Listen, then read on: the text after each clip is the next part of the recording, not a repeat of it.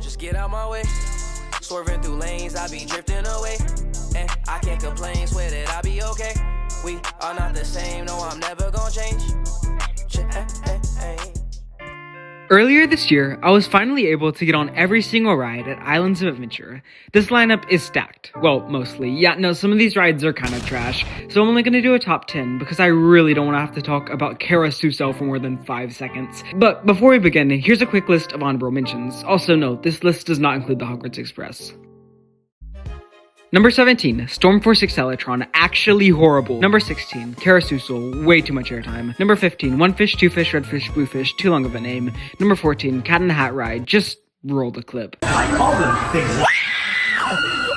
Number 13, High in the Sky Seuss Trolley Train Ride. Nice views, just boring though. Number 12, Teardown Flyers. Honestly pretty fun, but not worth the hassle of stealing a child to ride. I mean, what? Number 11, Fly to the Hippogriff. Way too intense, gave me a headache. Okay, now enough of this. On to the real top 10. Number 10, Skull Island Reign of Kong. Honestly, this ride is just okay. I feel like it's one of those rides where you forget it exists until you see the entrance, and then you ride it and forget it exists again.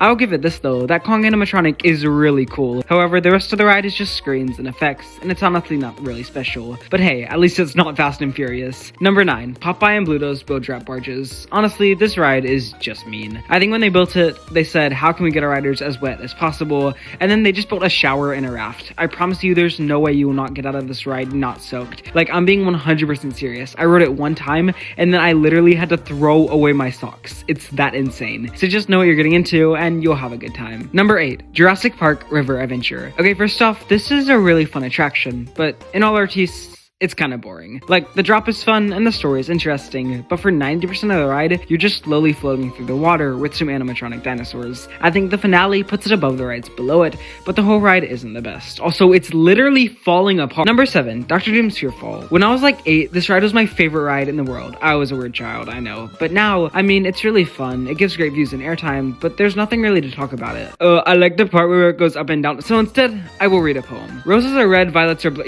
Yeah, no. Number 6, Dudley Do-Right's Ripsaw Falls. This is kind of like boat drop barges, except it doesn't get you as soaked, and it has bigger drops, and drops mean fun. I don't know, my whole thing with water rides is they're just kind of fun, but they're also the single worst thing in existence. Also, maybe it's because I'm the strongest man in the world, or I'm short, but this ride doesn't hurt at all. Anyways, fun theming, really fun drops. I just wish there was a little less water. Yeah, I know it's a water ride. Number 5, Harry Potter and the Forbidden Journey. This is the only ride that actually makes me sick, but Harry Potter is cool, so ride is cool. This queue line is like crazy good, and the ride is honestly terrifying. These jump scares are really good, and some of the clearances, especially with the Whomping Willow, don't feel allowed. Whenever I get off though, I just feel like I ate moldy food or anything in over Georgia, but while riding, it's a top tier dark ride. Number 4, The Amazing Adventures of Spider-Man. This ride is just...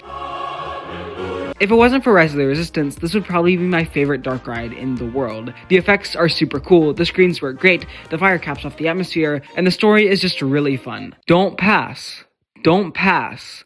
Don't pass. Number 3, The Incredible Hulk Coaster. Okay, this ride is kind of complicated. When I first rode it a few years ago, I was really short, so I would pull the restraint down all the way, and I wouldn't have much room, but I still loved the ride. Well, I've grown a little bit, so when I last rode it, the ratcheting restraint had one less click than before, so yeah, I was getting thrown around the entire time. During the first year Giro, I literally thought I was standing. I had that much room. I rode it a few more times, and I either had way too much room or way too little room, but the layout's amazing, so I can't hate on it that much. Number 2, Hagrid's Magical Creatures Motorbike Adventure. Okay, ignoring the really long name, this ride is so much fun, like especially at night. Flying on the motorbike through the Forbidden Forest is an experience like no other. I honestly don't see a way this isn't the most fun roller coaster in the world, but just because it's the most fun doesn't mean it's the best. Like, it's incredible, don't get me wrong, but it's still a family coaster, so there's one ride that beats it out, and that is, of course, number 1, Jurassic World Velocicoaster. I mean, what did you expect? This is about as perfect as a ride can get. The theming is great, the story is great, it's smooth, fun, long, fast, it just has everything you could want. Also, the Mosasaurus roll is so hyped up, and it still exceeded expectations. I really don't understand how this ride is so good. It's just amazing, and to top it all off, there were times where I literally thought the ride was about to kill me, and I'm honestly not convinced it didn't. Anyways, that just about does it for my Islands of Adventure rankings. If you enjoyed, like and subscribe, consider joining the Discord, and have a great day.